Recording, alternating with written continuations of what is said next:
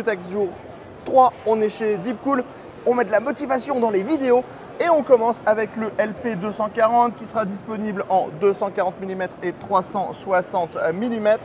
La nouveauté, c'est le nouveau système d'affichage qu'on va retrouver sur le dessus qui est type pixel art. Allez, clairement, on peut le dire, c'est ultra mignon, c'est ultra joli, c'est tout simple. Ça permettra d'afficher toutes les informations qu'on veut à propos de son PC avec des petits carrés. On enchaîne tout de suite avec le nouveau Assassin 4 VC Vision.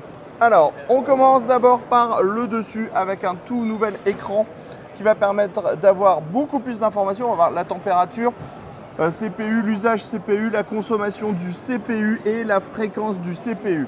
C'est magnétique, donc c'est facile à démonter. Ça permettra d'avoir l'accès au ventilateur à l'intérieur, tout simplement en le déclipsant comme ceci. C'est donc ultra simple. En dessous, c'est ultra travaillé. On a ici la vapor chamber, donc on le voit puisqu'on a une grosse épaisseur ici.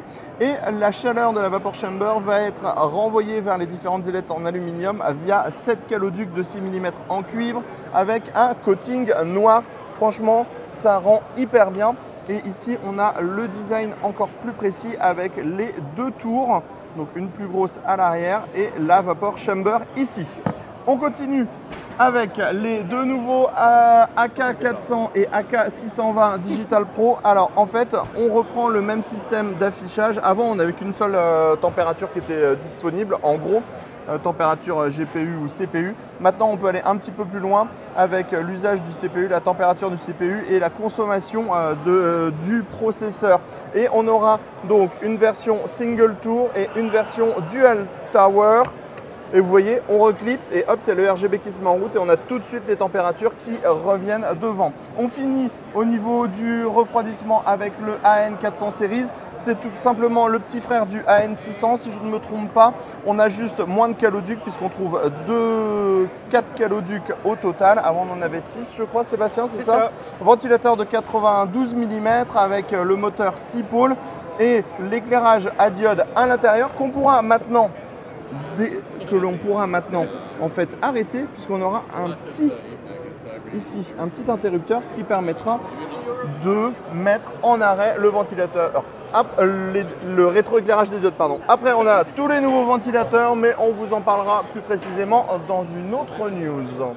On passe maintenant aux alimentations. Donc, on va voir la toute nouvelle PXS Series, une alimentation SCFX qui sera disponible en ATX 3.1 et PCIe Gen 5. On va avoir les connecteurs à l'arrière qui sont en type mini, donc ça permet de gagner de la place.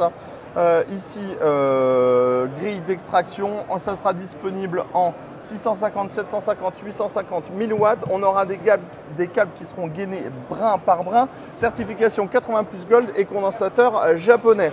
Et on a également la PNM, donc en gros c'est la même mais en ATX, 80 plus Gold, condensateur japonais, 650 watts, 750 watts, 850 watts, 1000 watts, 1200 watts, ventilateur format 140 mm, ventilateur de 120 mm et on a des tout nouveaux câbles gainés brin par brin avec le même blanc partout et ça c'est ultra bien. On termine sur une révision du CH560 qui passe en version R. Tout simplement, vous le voyez ici, mais on le voit encore mieux quand on va passer derrière. Je vous tourne le boîtier. On a la compatibilité avec le BTF et le MSI Project Zero. Et franchement, le montage est ultra propre sur cette version. Pour Deepcool, c'était tout. Rendez-vous prochainement pour toutes nos prochaines vidéos.